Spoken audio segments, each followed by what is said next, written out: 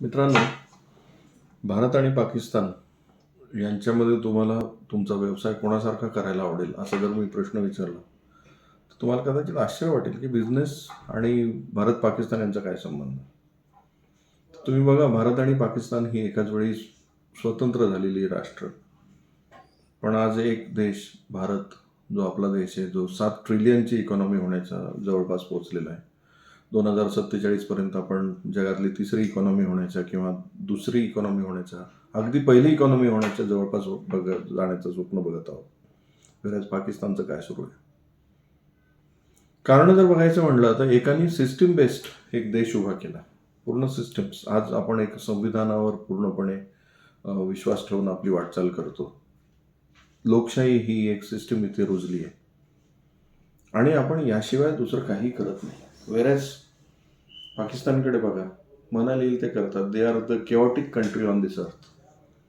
बऱ्याच जणांचे बिझनेस हे पाकिस्तानसारखे चालतात. मनात आले इलेक्शन, मनात आला मार्शल लॉ, मनात आला वाटेल ते गोष्ट करायची. मग तिथे राज्य कोणाचंच नाही आहे, नियम कोणाचेच नाही आहेत.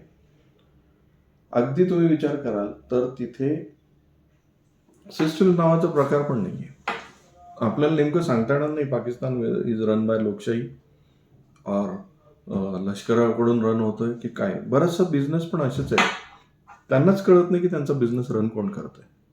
सिस्टम्स आहेत तर सिस्टम म्हणायला नावाला असतात. ओनर जो असतो तो सगळीकडे लक्ष देऊ शकत नाही आणि बिझनेसचे प्रॉब्लेम्स असतात. आज तुम्ही जर पाहिला तर भारत हा ग्रोथकडे जाणारा देश आहे. बरेच पाकिस्तान कधी संपेल त्याचा भरोसा नाही. मित्रांनो, तुम्ही ठरवा, तुमचा बिझनेस जर तुम्ही सिस्टम बेस्ड केला, एका सूचीबद्ध पद्धतीने केला तर भारतासारखा ग्रो होईल तो. अन्यथा पाकिस्तान होणं अटळ भविष्य असेल. विचार करा.